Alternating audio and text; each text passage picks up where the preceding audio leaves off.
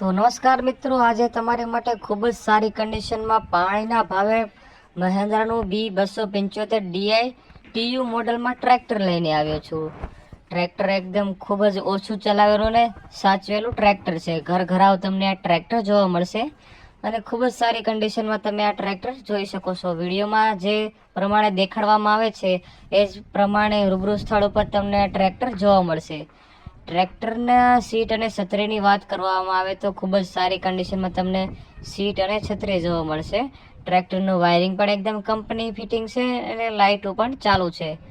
ટ્રેક્ટરના tyre તમે જોઈ શકો છો. માલિક દ્વારા ટ્રેક્ટરના ટાયર થોડા સમય પહેલાં નવા નાખવામાં આવેલા હતા, જે તમે વિડીયોમાં જોઈ શકો છો.